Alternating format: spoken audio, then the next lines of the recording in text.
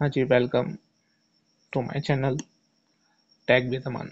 इसके अंदर हम जानेंगे जितने भी डेटाबेस से रिलेटेड हैं कॉन्सेप्ट हैं, इन डिटेल के अंदर हम इसके अंदर देखेंगे।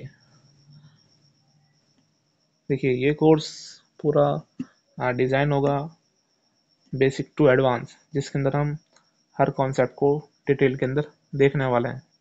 ठीक है, तो चलो स्टार्ट करते हैं।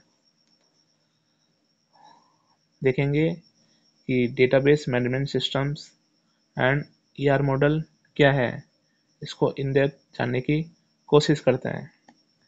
देखिए, सबसे पहला जो क्वेश्चन है कि डेटाबेस क्या है। देखिए, डेटाबेस सिंपली क्या होता है, एक ऑर्गेनाइज कलेक्शंस होता है रिलेटेड डेटा का, जो अलाउ करता है एफिशिएंट स्टोरेज को, रिट्राइवल्स को एंड मैनेजमेंट ऑफ इंफॉर्मेशंस को। इसका मतलब क्या है, देखिए इसको समझते हैं। सपोज करिए, जब आप फेसबुक वगैरह पे जाते हैं तो आप उसके अंदर कुछ अपना डेटा देते हैं, ठीक है ना। लाइक नाम दे दिया आपने आपने अपना मोबाइल नंबर दे दिया, ये सब चीज़। तो ये क्या हमारे पास, ये हमारे पास इंफॉर्मेशन है, ये क्या हमारे पास एक ऑर्गेनाइज डेटा है, ठीक है ना। अब ये डेटा आ तो गया है यहाँ पे, ये डेटाबेस क्रिएट तो हो रहा है, लेकिन हम इसको स्टोर क्या करेंगे, ठीक है ना। तो उसको हम स्टोर करते हैं, हमारे पास एक सॉफ्टवेयर है, उसका नाम क्या है हमारे पास, डेटाबेस मैनेजमेंट सिस्टम। देखिए, अब देखेंगे कि व्हाट इज डीबीएमएस। डीबीएमएस क्या है। देखिए, database management system is a software. जो डेटाबेस मैनेजमेंट सिस्टम है वो क्या हमारे पास आपका एक सॉफ्टवेयर है, ठीक है ना। जो क्या करता है, वो यूज होता है टेबल को क्रिएट करने के लिए, मैनिपुलेट करने के लिए, देन डेटाबेस को मेंटेन करने के लिए इफिशिएंटली। अब हम कुछ real life examples of database समझेंगे, ये काफ़ी इम्पोर्टेंट है हमारे लिए।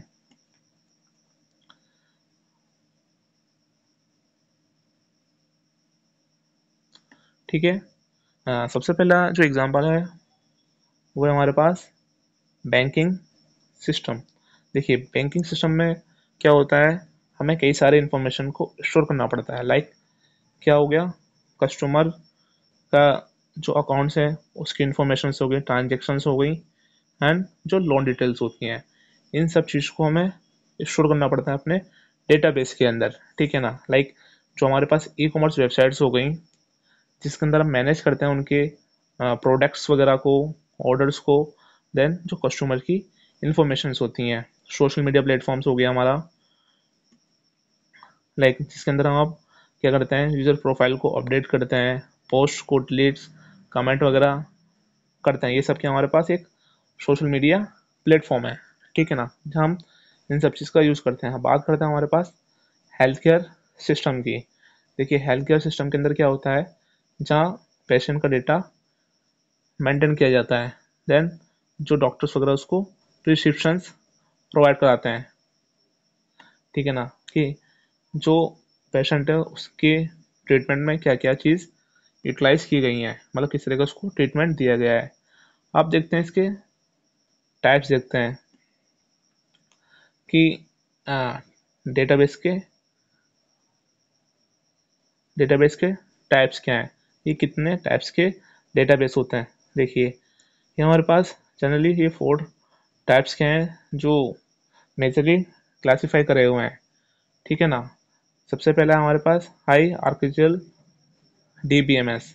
ये क्या होता है, data is store in a tree like structure. हम इसको ट्री की फॉर्मेट में इसको हम स्टोर करते हैं इस तरह से, ठीक है ना।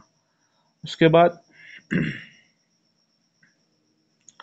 Network DBMS. देखिए, ये किस तरह से रिप्रेजेंट किया जाता है, ये रिप्रेजेंट किया जाता है हमारे पास as a graph with multiple parent and child relationship.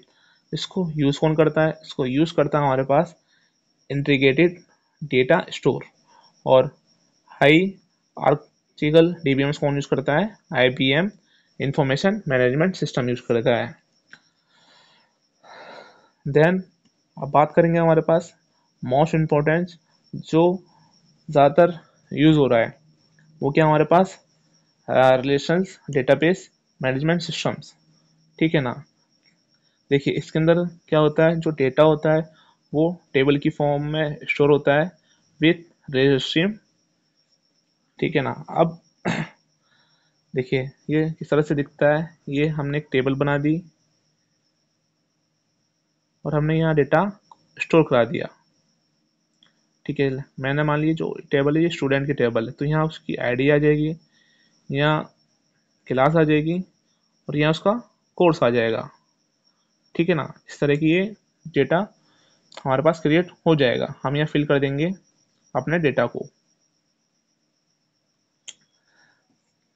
अब इसके एग्जांपल क्या है, कौन कौन से सॉफ्टवेयर हैं इसके लिए? माई एसक्यूएल हो गया, पोस्टग्रेस एसक्यूएल हो गया, ओरेकल हो गया एंड एसक्यूएल सर्वर हो गया। देखिए पोस्टग्रेसक्यूएल सर्वर यूज करता है फेसबुक भी अपने डेटा को स्टोर करने के लिए। अब फोर्थ एंड लास्ट पढ़ते हैं, क्या है वो? Object oriented database management system. देखिए जो डेटा है वो इसके अंदर ऑब्जेक्ट की तरह हम इसके अंदर स्टोर करते हैं, ठीक है ना। उसके लिए हम कौन कौन से सॉफ्टवेयर को यूज़ करते हैं? आपका मोंगो डीबी हो गया या ऑब्जेक्ट डेटाबेस हो गया, हम इनके अंदर अपने डेटा को स्टोर करते हैं। देखिए वो किस तरह से फॉर्मेट में होता है, इस तरह से आपको पता है। इस तरह से क्या बनता है हमारे पास, ये ऑब्जेक्ट क्रिएट हो जाता है जिसके अंदर हम एक की देते हैं, देन सेकंड क्या होती है, एक वैल्यू होती है। तो ये क्या हमारे पास, ये object oriented database management systems है। देखिए अब जो मोस्ट इम्पोर्टेंस है हम अपने सेकंड कॉन्सेप्ट की तरफ मूव करते हैं।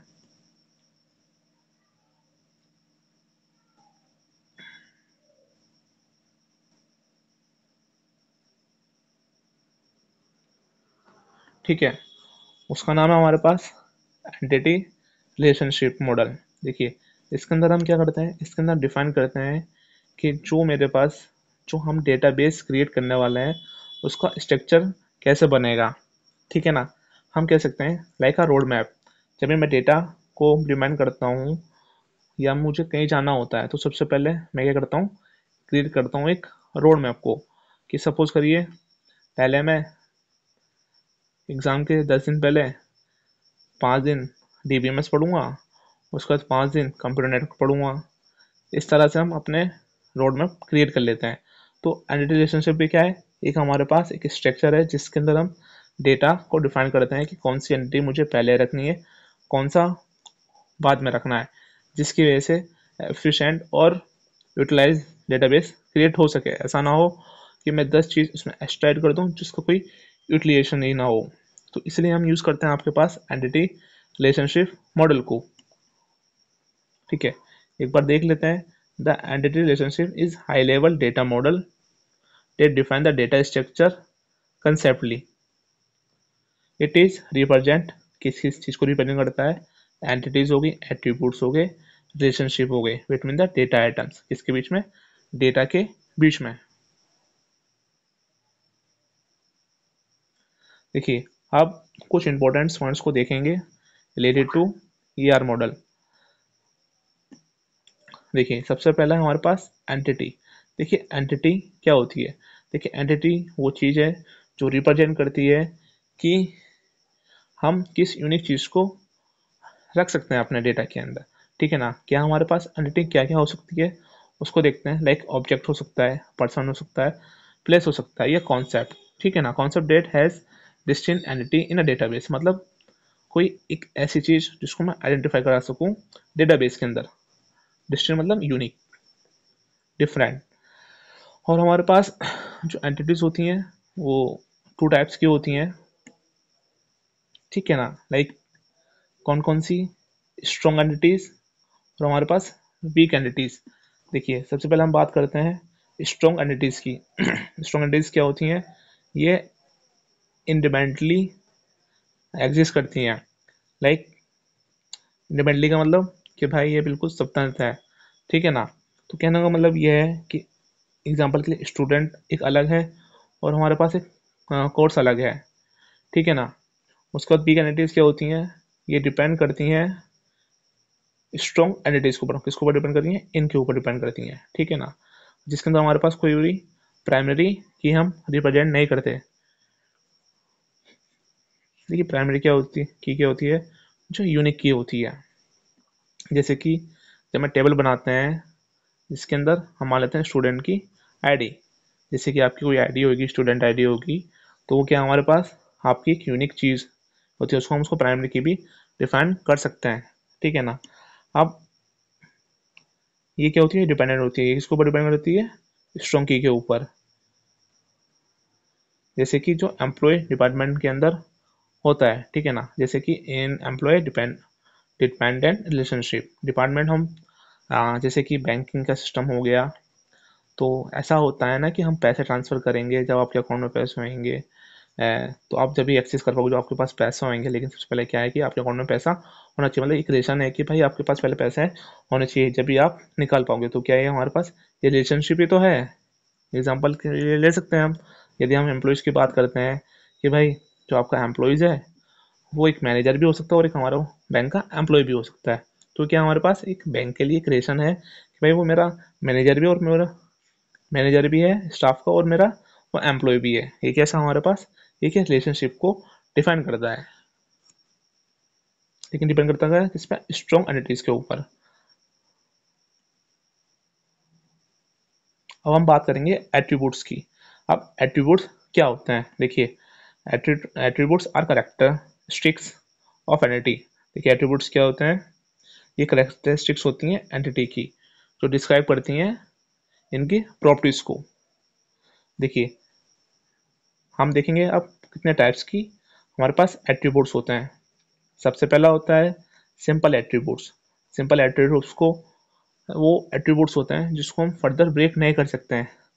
सपोज करिए यदि आपकी कोई एज पूछने लगे तो आप क्या बताओगे, 20 ईयर्स, 18 ईयर, 15 ईयर, 25 ईयर, ठीक है ना। ऐसा तो नहीं कहोगे कि भाई मेरी जो एज है, मतलब कहोगे ना एक फुल इन्फॉर्मेशन के अंदर कहोगे, ऐसे नहीं भाई मैं वहाँ पैदा हुआ था इस जगह, नहीं। आपकी एज पूछी गई तो सिर्फ सिंपली आपको बताना पड़ता है, एज बताना पड़ता है।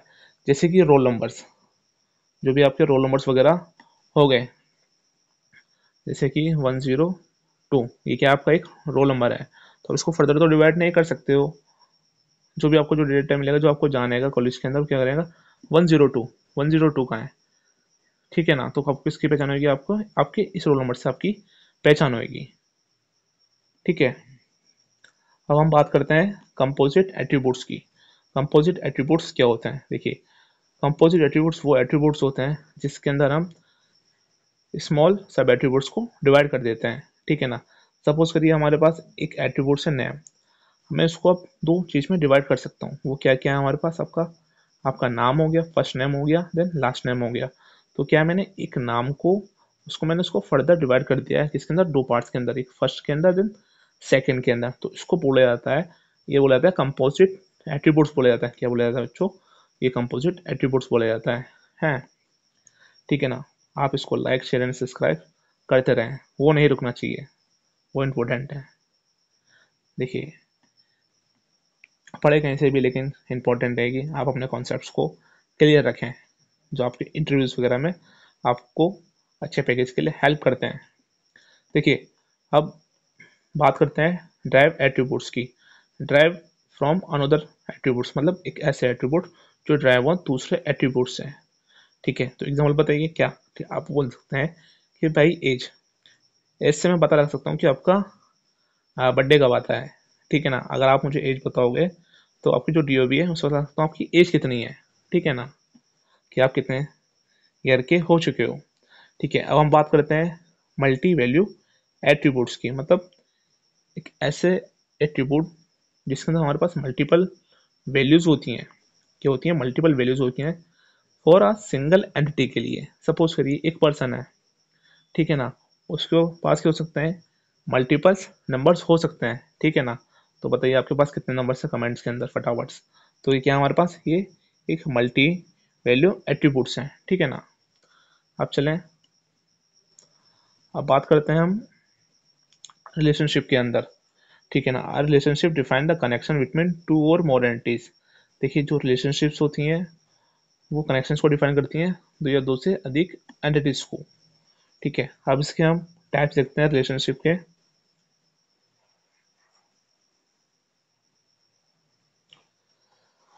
सबसे पहले हम समझते हैं वन टू वन एंटिटीज को, कि भाई वन टू वन एंटिटीज क्या रिप्रेजेंट करती हैं। देखिए इसके अंदर क्या होता है, एक एंटिटीज होती है जो सिर्फ दूसरी एक एंटिटी के साथ बिलोंग करती है, is known as one to one entity.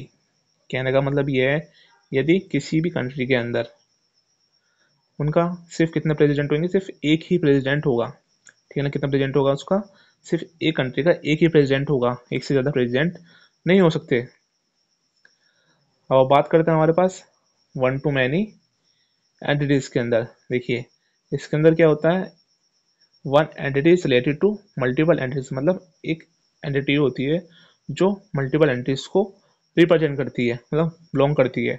जैसे कि हम बात कर लेते हैं टीचर की, जो टीचर्स हैं वो टीच करते हैं मल्टीपल कोर्सेज को, ठीक है ना। जो आपके टीचर्स हैं, आप बताइए आपके कौन से फेवरेट टीचर हैं और वो आपको क्या क्या पढ़ाते हैं। तो क्या हमारे पास टीचर्स हैं जो मल्टीपल कोर्सेज को डिफाइन करते हैं, ठीक है ना। इस वीडियो का टारगेट सिर्फ 200 कमेंट्स हैं, आप जल्दी से जल्दी कमेंट्स करिए और आपके लिए जल्दी से जल्दी से हम कंटेंट और प्रोवाइड करते रहेंगे, ठीक है। अब बात करते हैं हमारे पास मैनी टू मैनी के लिए।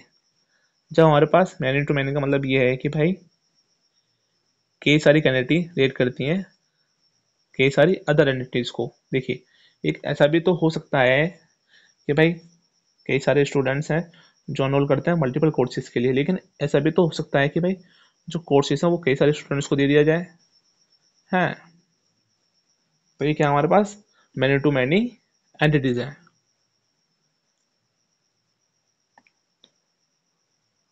अब बात करते हैं हमारे पास कार्डिनलिटी की।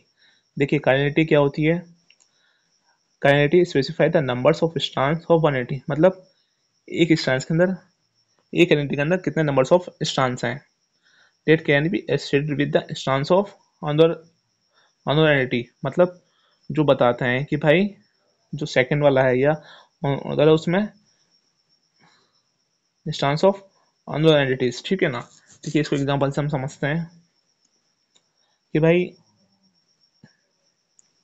एक स्टूडेंट है, क्या हमारे पास एक स्टूडेंट्स है, उसने कई सारे कोर्स में क्या रखा है, अनरोल कर सकता है। लेकिन ऐसा भी तो हो सकता है कि भाई एक कोर्स के अंदर कई सारे स्टूडेंट्स हों, तो क्या ये इसकी एक एंटिटी के अंदर नंबर्स ऑफ स्ट्रैंड्स को बता रहा है कि भाई कितना है, ठीक है ना। दूसरे वाले स्ट्रैंड्स ऑफ अदर एंटिटी के लिए। अब बात करते हैं हमारे पास अब ये आर डायग्राम रिप्रेजेंटेशंस की। इसको हम देखते हैं, ये मोस्ट इम्पोर्टेंट है, ये आर डायग्राम और रिप्रेजेंटेशंस, ठीक है ना। देखिए एंड ये are diagram usually represent entities attributes and their relationship using graphical symbols. देखिए हम इसके अंदर विजुलाइज करते हैं कि हम इसको किस तरह से रिप्रेजेंट करा सकते हैं, ठीक है ना। यूजिंग ग्राफिकल सिंबल्स, सिंबल्स होते हैं जिसके हेल्प से हम बताते हैं कि क्या चीज़ किस चीज़ को डिफाइन करती है, ठीक है। हमने एग्जांपल ले रखा है एक यूनिवर्सिटी का डेटाबेस का, ठीक है। तो मैं मानता हूँ कि भाई पहले क्या होगा, स्टूडेंट होगा, ठीक है। एंटिटीज क्या होगी, सबसे पहले स्टूडेंट की होगी, जिसके पास उसका स्टूडेंट आईडी होगा, नेम होगा, एज होगी और उसका डिपार्टमेंट होगा, मतलब किस डिपार्टमेंट के लिए उसने अनरोल कर रखा है। सपोज करिए नाम है सैम, सॉरी स्टूडेंट आईडी है 101, उसका नाम है हमारे पास सैम, उसकी एज है 20, या डिपार्टमेंट है उसका CSE डिपार्टमेंट हो गया। उसके बाद कोर्स, उसकी कोर्स आईडी क्या है, उसका कोर्स नेम क्या है और क्रेडिट्स क्या है, ठीक है ना। ऐसे इंस्ट्रक्टर को ले लेंगे हम, उनकी इंस्ट्रक्टर आईडी क्या है, उनका नाम क्या है और वो किस चीज़ में एक्सपर्ट है। उसके बाद हमारे पास अनरोलमेंट आईडी हो जाएगी स्टूडेंट्स की, उसका डेट देन ग्रेड।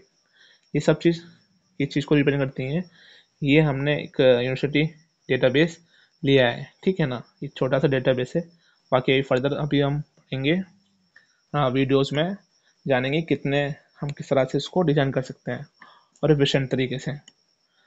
लेकिन जब तक आप कुछ बेसिक चीज़ों को याद रखिएगा।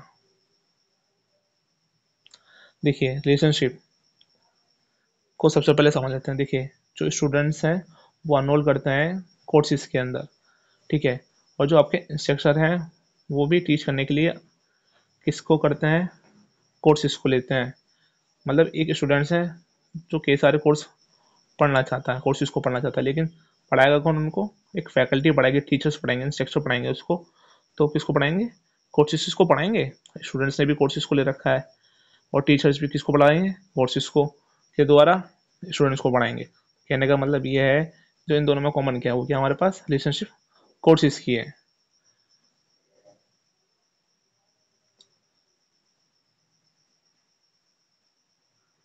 अब हम बात करते हैं यार सिंबल्स की, ठीक है ना। बात करते हैं हमारे पास रेक्टेंगल,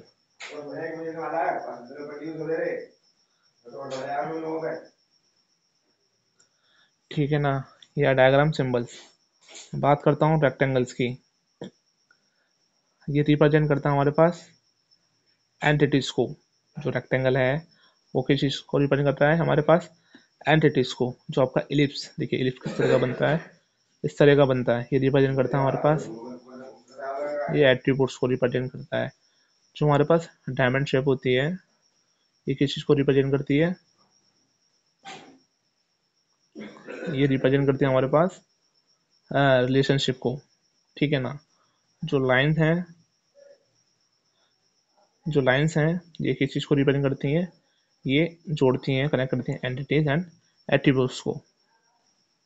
देखिए आज के लिए हम यहीं फिनिश करते हैं। आप इसको लाइक शेयर एंड सब्सक्राइब जरूर करते रहिए। इसके साथ पढ़ लेते हैं हम टेक विथ अमन के साथ। Thank you.